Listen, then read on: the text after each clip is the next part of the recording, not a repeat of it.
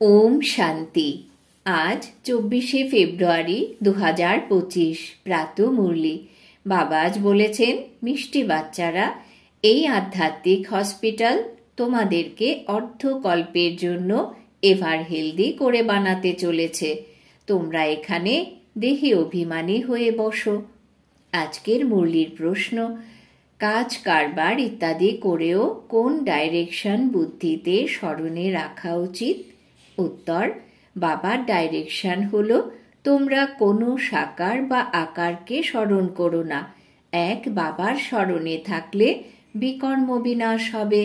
এর জন্য কেউ বলতে পারবে না যে সময় নেই। সব কিছু করেও স্মরণ করতে পারবে। ওম শান্তি। মিষ্টি মিষ্টি আত্মারূপী বাচ্চাদের প্রতি বাবার গুড মর্নিং। গুড মর্নিং করে নিয়ে বাচ্চাদের বলা হয়, বাবাকে স্মরণ করো। ডাকেও, হে পতিত পাবন, এসে পবিত্র করে তোলো। তাই সর্বপ্রথমেই বাবা বলেন, আত্মাদের পিতাকে স্মরণ করো। আত্মাদের পিতা তো সকলেরই এক। ফাদারকে কখনো সর্বব্যাপী বলে মানা যায় না। তাই বাচ্চারা যতটা সম্ভব সর্বপ্রথমে বাবাকে স্মরণ করো। এক বাবা ব্যতীত আর কোনো সাকার বা আকারকে স্মরণ করো না। এটা তো একদম সহজ, তাই না? মানুষ বলে, আমি বিজি থাকি, অপশন নেই। কিন্তু এক্ষেত্রে তো অবসর সবসময়ই থাকে। বাবা যুক্তি হিসেবে বলেন যে, তোমরা এটাও জানো যে বাবাকে স্মরণ করলেই আমাদের পাপ ভস্মীভূত হবে।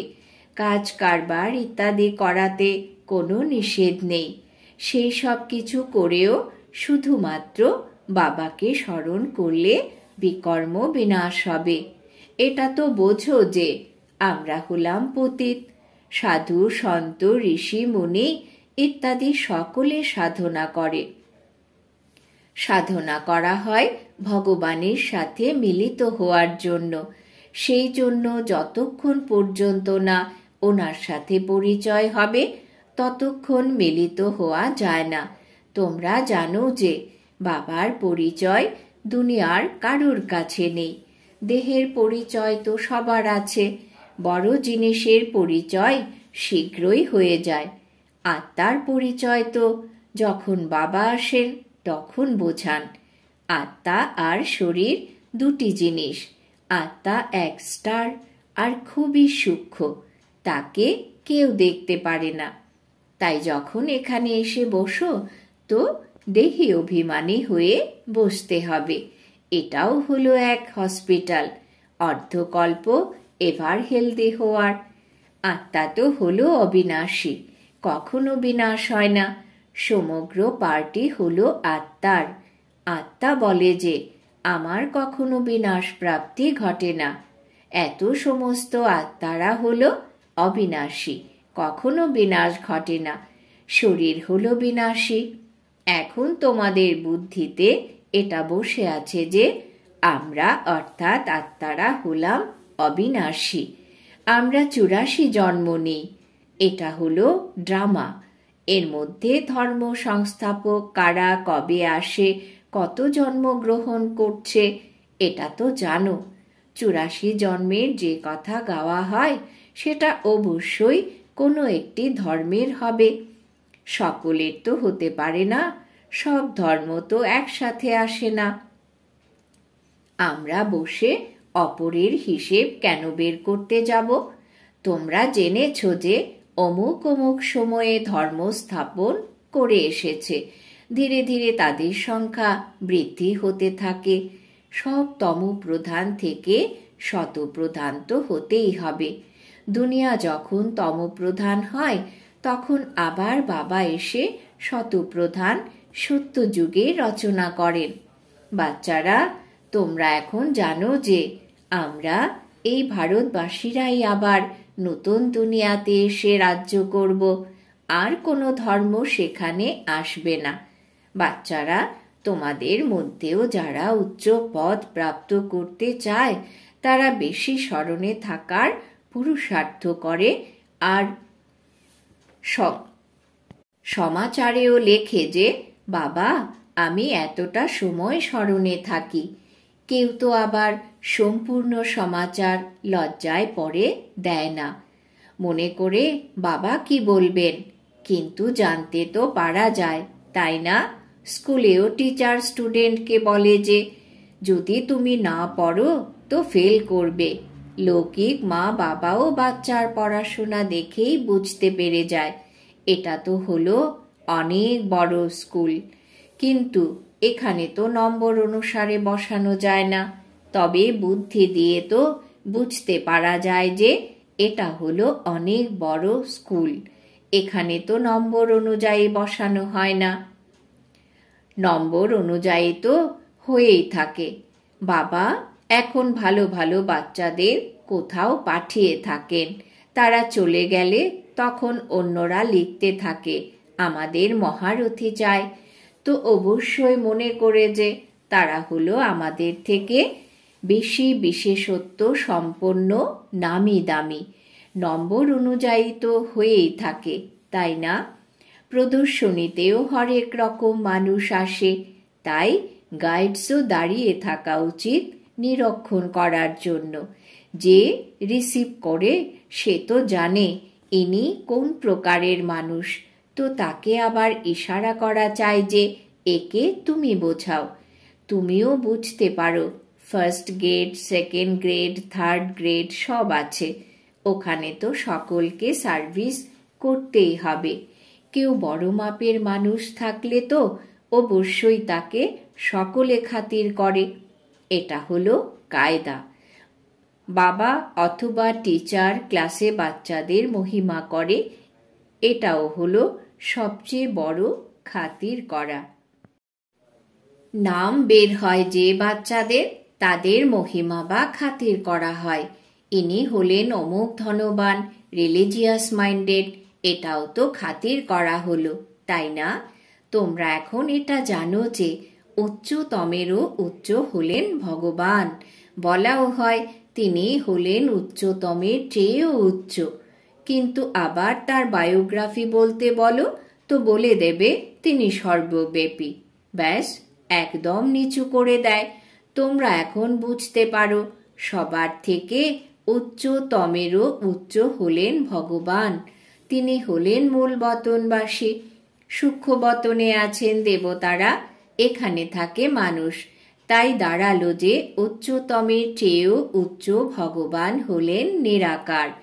তোমরা এখন জানো যে আমরা যে হিরে তুল্য ছিলাম তারাই আবার করিতুল্য হয়ে পড়েছি, আবার ভগবানকে নিজেদের চেয়েও বেশি নিচে নিয়ে গিয়েছি, চিনতেই পারে না। তোমাদের অর্থাৎ ভারতবাসীদের পরিচয় প্রাপ্তি ঘটে, আবার পরিচয় হ্রাস হয়ে যায়। তোমরা এখন বাবার পরিচয় সকলকে দিতে থাকো, বাবার পরিচয় অনেকের প্রাপ্ত হবে। তোমাদের মুখ্য চিত্রই হলো এই ত্রিমূর্তি, গোলক, কল্পবৃক্ষ। এসবের মধ্য দিয়ে কত আলো প্রকট হয়, এটা তো যে কেউ বলবে যে এই লক্ষ্মীনারায়ণ সত্যযুগের মালিক ছিলেন। আচ্ছা, সত্যযুগের পূর্বে কি ছিল? এটাও তোমরা এখন জানো। এখন হলো কলিযুগের শেষ, আর হলোই প্রজারও উপর প্রজার রাজ্য। এখন তো রাজত্ব নেই, কত পার্থক্য। সত্যযুগের প্রথমেই রাজারা ছিল, আর এখন কলিযুগেও রাজারা আছে। যদিও সেখানে কেউ পবিত্র নেই, কিন্তু টাকা পয়সা দিয়েও টাইটেল নিয়ে নেয়। মহারাজা তো কেউ নেই, টাইটেল কিনে নেয়। যেমন পাটিয়ালার মহারাজা, যোধপুর বিকানিরের মহারাজা, নাম তো নেয়, তাই না? এই নাম অবিনাশী ভাবে চলে আসছে। প্রথমে পবিত্র মহারাজারা ছিল, এখন হলো অপবিত্র মহারাজারা। রাজা মহারাজা শব্দগুলো তো চলে আসছে। এই লক্ষ্মীনারায়ণের জন্য বলবে এরা সত্যযুগের মালিক ছিল। কে রাজত্ব নিল? এখন তোমরা জানো রাজত্বের স্থাপনা কিভাবে হয়। বাবা বলেন আমি তোমাদের পড়াই 21 জন্মের জন্য, তারা তো পড়াশোনা করে এই জন্মেই ব্যারিস্টার ইত্যাদি হয়।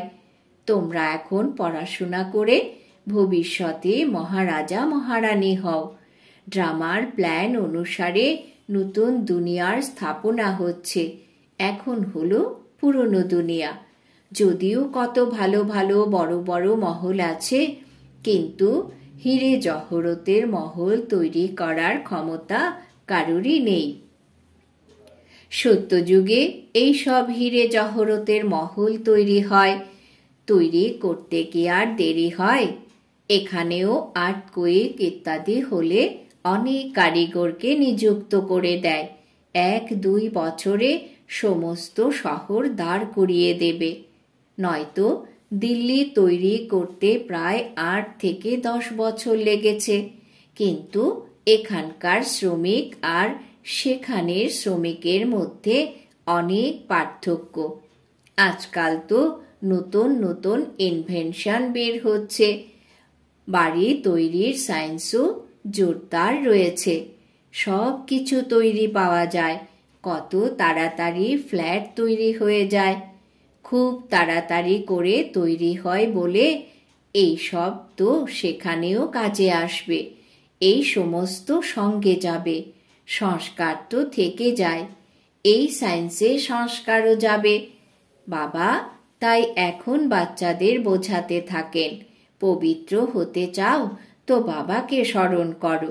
বাবাও গুড মর্নিং করে আবার শিক্ষা প্রদান করেন। বাচ্চারা বাবার স্মরণে বসেছ কি? চলতে ফিরতে বাবাকে স্মরণ করো, কারণ জন্ম জন্মান্তরের বোঝা মাথার উপরে। সিঁড়ি দিয়ে অবরোহণ করতে করতে 84 জন্ম গ্রহণ করে। এখন আবার 1 জন্মে আরোহণের কলা হয়। বাবাকে যত স্মরণ করতে থাকবে তত খুশিও হবে, শক্তি প্রাপ্ত করবে। অনেক বাচ্চা আছে যাদের প্রথম দিকের নম্বরে রাখা হয়, কিন্তু স্মরণে একদমই থাকে না। যদিও প্রখর জ্ঞান থাকে, কিন্তু স্মরণের যাত্রা নেই। বাবা তো বাচ্চাদের মহিমা করেন, ইনিও নম্বর 1, তাই তিনি অবশ্যই পরিশ্রম করে থাকেন। এটাও তো শিখতে হয় যে না, তবুও বলে বাবাকে স্মরণ করো। কাউকে বোঝানোর জন্য চিত্র আছে। ভগবান বলায় হয় নিরাকারকে, তিনি এসে শরীর ধারণ করেন। এক ভগবানের বাচ্চা সকল আত্মারা হলাম ভাই ভাই।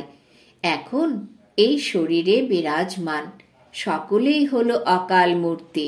ভ্রুকুটির মাঝখানে আত্মা বিরাজমান, একে বলা হয় অকাল তখ্ত। অকাল তখ্ত অকাল মূর্তির অর্থাৎ অবিনাশী আত্মার অবিনাশী মহাসন। আত্মারা সব হলো অকাল, কত সূক্ষ্ম।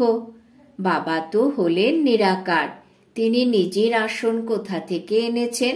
বাবা বলেন, আমারও এই আসন আছে, আমি এসে এই আসনকে লোন নেই। ব্রহ্মার সাধারণ বৃদ্ধ শরীরে অকাল তক্তে এসে বসি। এখন তোমরা জেনে গেছো সকল আত্মার আসন এটি। মানুষের কথাই বলা হচ্ছে, জানোয়ারের কথা নয়।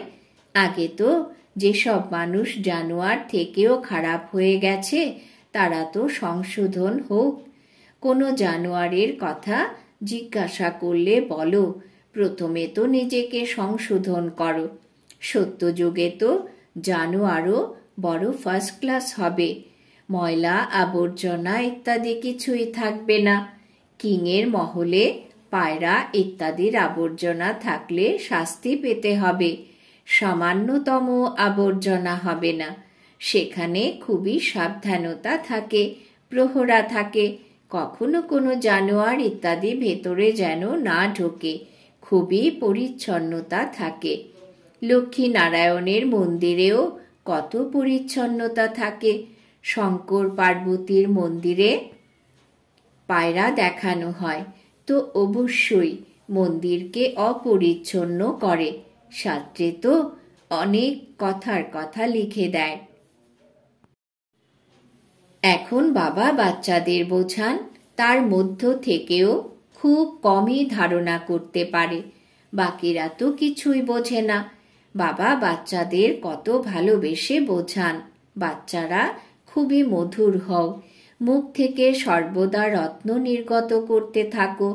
তোমরা হলে রূপ বসন্ত, তোমাদের মুখ থেকে পাথর নির্গত হওয়া উচিত নয়। আত্মারই মহিমা হয়ে থাকে। আত্মা বলে, আমি হলাম প্রেসিডেন্ট, আমি অমুক, আমার শরীরের নাম হলো এই। আচ্ছা, আত্মারা কার বাচ্চা? এক পরমাত্মার। তাই অবশ্যই ওনার থেকে উত্তরাধিকার প্রাপ্ত হয়। তিনি আবার সর্বব্যাপী কিভাবে হতে পারেন? তোমরা মনে করো আমিও আগে কিছু জানতাম না, এখন বুদ্ধি কত খুলেছে। তোমরা তো কোনো মন্দিরে গেলে বুঝতে পারবে এই সব চিত্র তো হলো মিথ্যে। 10 হাতির সুর আছে এমন কোনো চিত্র হতে পারে কি? এই সব হলো ভক্তি মার্গের সামগ্রী। বাস্তবে ভক্তি হওয়া উচিত শিব বাবার, যিনি সকলের সদ্গতি দাতা। তোমাদের বুদ্ধিতে আছে এই লক্ষ্মী নারায়ণও 84 জন্ম নেয়, আবার উচ্চতমেরও উচ্চ বাবা এসে সকলকে সদ্গতি দেন। ওনার থেকে বড় কেউ হয় না। এই জ্ঞানের কথা তোমাদের মধ্যেও নম্বর অনুযায়ী ধারণ করতে পারো। ধারণা না করতে পারলে এছাড়া কোনো কাজের রইল। কেউ তো অন্ধের লাঠি হওয়ার পরিবর্তে অন্ধ হয়ে যায়। যে গরু দুধ দেয় না তাকে গোয়ালে বেঁধে রাখা হয়, এক্ষেত্রেও তাই। জ্ঞানের দুধ দিতে পারে না। অনেকে আছে যারা কোনো পুরুষার্থ করে না, বোঝে না যে আমি কিছু হলেও তো কারুর কল্যাণ করতে পারি। নিজের ভাগ্যের খেয়ালই থাকে না, ব্যাস যেটুকু পেয়েছে সেটাই ভালো। তাই বাবা বলেন এর ভাগ্যে নেই। নিজের সদ্গতি করার পুরুষার্থ তো করা উচিত। দেহি অভিমানী হতে হবে। বাবা কত উচ্চতমের চেয়েও উচ্চ, আর আসেন দেখো কিভাবে পতিত দুনিয়াতে, পতিত শরীরে। ওনাকে ডাকাই হয় পতিত দুনিয়ায়। রাবণ যখন দুঃখ দেয় তো একদমই ভ্রষ্ট অর্থাৎ বিনষ্ট করে দেয়, তখন বাবা এসে শ্রেষ্ঠ করে তোলেন। যারা ভালো পুরুষার্থ করে তারা রাজা রানী হয়ে যায়, যে পুরুষার্থ করে না সে গরিব হয়ে যায়। ভাগ্যে না থাকলে তো পরিকল্পনা করতে পারে না। কেউ তো খুব ভালো ভাগ্য তৈরি করে নেয়। প্রত্যেকে নিজেকে দেখতে পারে যে আমি কি সার্ভিস করছি। আচ্ছা, মিষ্টি মিষ্টি হারানিধি বাচ্চাদের প্রতি মাতা পিতা বাপদাদার স্মরণের স্নেহ সুমন আর সুপ্রভাত। আত্মাদের পিতা তার আত্মারূপী বাচ্চাদেরকে জানাচ্ছেন নমস্কার। আমরা আত্মারূপী বাচ্চারা আমাদের মাতা পিতা বাপদাদাকে জানাই স্মরণের স্নেহ সুমন, সুপ্রভাত, নমস্কার। ধারণার জন্যে মুখ্য সার। 1. রূপ বসন্ত হয়ে মুখ থেকে সর্বদা রত্ন নির্গত করতে হবে। খুবই মধুর হতে হবে। কখনো পাথর অর্থাৎ কটু বচন বের করতে নেই। 2. জ্ঞান আর যোগে তীক্ষ্ণ হয়ে নিজের আর অপরের কল্যাণ করতে হবে। নিজের উচ্চ ভাগ্য তৈরি করার জন্য পুরুষার্থ করতে হবে। অন্ধের লাঠি হয়ে উঠতে হবে। বরদান। বাবা আজ বরদান দিয়েছেন সন্তুষ্টতার দ্বারা সকলের প্রশংসা প্রাপ্তকারী সদা প্রসন্নচিত্ত ভব। সন্তুষ্টতার দ্বারা সকলের প্রশংসা প্রাপ্তকারী সদা প্রসন্নচিত্ত ভব। ব্যাখ্যা: সন্তুষ্টতার লক্ষণ প্রত্যক্ষ রূপে প্রসন্নতা দেখা যাবে, আর যারা সদা সন্তুষ্ট বা প্রসন্ন থাকে প্রত্যেকে তার প্রশংসা অবশ্যই করে। তো প্রশংসা প্রসন্নতার দ্বারাই প্রাপ্ত করতে পারো। এই জন্যে সদা সন্তুষ্ট আর প্রসন্ন থাকার বিশেষ বরদান নিজেও নাও আর অন্যদেরকেও দাও। কেননা এই যজ্ঞের অন্তিম আহুতি হল সকল ব্রাহ্মণের সদা প্রসন্নতা। যখন সবাই সদা প্রসন্ন থাকবে তখন প্রত্যক্ষতার আওয়াজ ছড়িয়ে পড়বে, তখন বিজয়ের ধ্বজা উড়বে। স্লোগান: ডায়মন্ড হয়ে ডায়মন্ড হওয়ার মেসেজ দেওয়াই হলো ডায়মন্ড জুবিলি পালন করা। ডায়মন্ড হয়ে ডায়মন্ড হওয়ার মেসেজ দেওয়াই হলো ডায়মন্ড জুবিলি পালন করা। আজকের সমান আমি প্রসন্নচিত্ত আত্মা। আজকের জন্য অব্যক্ত ইশারা: একান্ত প্রিয় হও, একতা আর একাগ্রতাকে ধারণ করো। একান্তবাসী হওয়া অর্থাৎ চারিদিকের ভাইব্রেশন থেকে দূরে চলে যাওয়া। এমনও অনেকে আছে যাদের একান্তে থাকা পছন্দ নয়, সংগঠনে থাকা, হাসাহাসি করা, কথা বলা বেশি পছন্দ করে, কিন্তু এটা হলো বহির্মুখী হওয়া। এখন নিজেকে একান্তবাসী বানাও, অর্থাৎ সকল আকর্ষণের ভাইব্রেশন থেকে অন্তর্মুখী হও। এখন সময় এমন আসছে যে এই অভ্যাসই কাজে আসবে। যদি বাইরের আকর্ষণে বশীভূত হওয়ার অভ্যাস থাকে তাহলে সময় অনুসারে ধোঁকা দিয়ে দেবে। ওম শান্তি।